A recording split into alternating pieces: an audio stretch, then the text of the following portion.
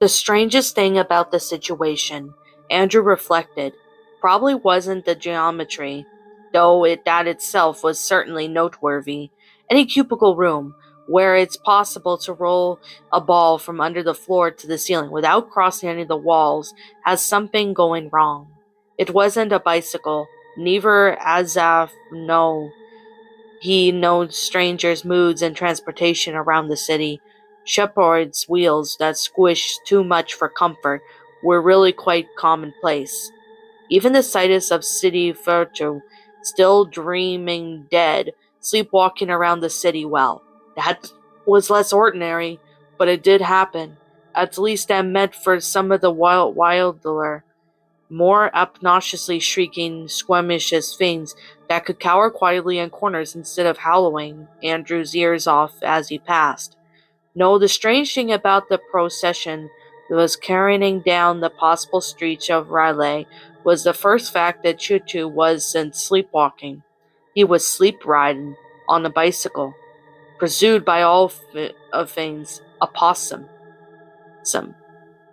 Andrew stopped dead in the middle of the street, his feet planted squarely on the ground, decaying cobblestone, to let sight sink in. Choo-Choo on the bicycle, the elder's ponderous bulk, easily bigger than most of the buildings, completely dwarfed with tiny human contraption beneath him.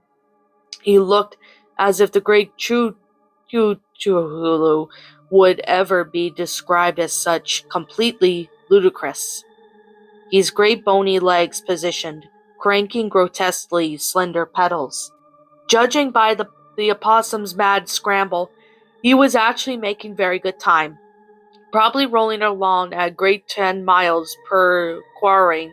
His sheer size drowned out the speed, although something that big couldn't look fast until it was out tracing a flying Migo. Andrew stopped, squinted. Something about the sleeping god wasn't right. As hard as it was to expression from the writhing mass of tentacles, Andrew had some little experience with that face. It never changed, not even when he lay in his crypt, not when he stood and opened his dead blank eyes to sleepwalk, not, they said, when he would wake the reshape of the world for his elder's coming.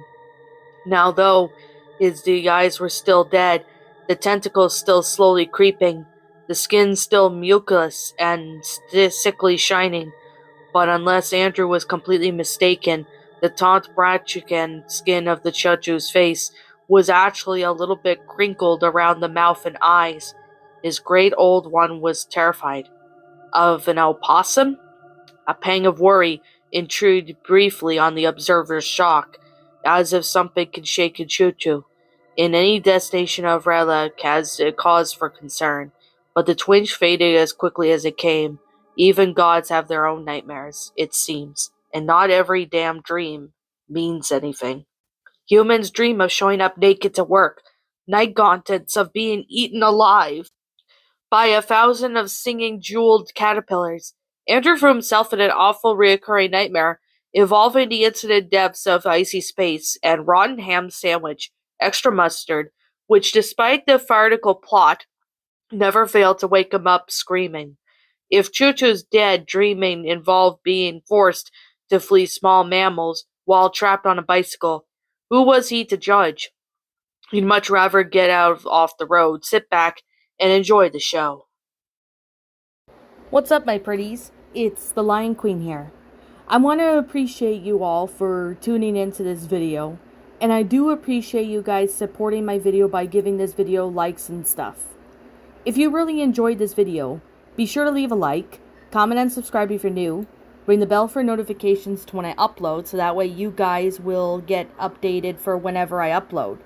If you want to follow me on Twitter or DeviantArt, feel free to leave a follow on those if you are interested in following me on those socials.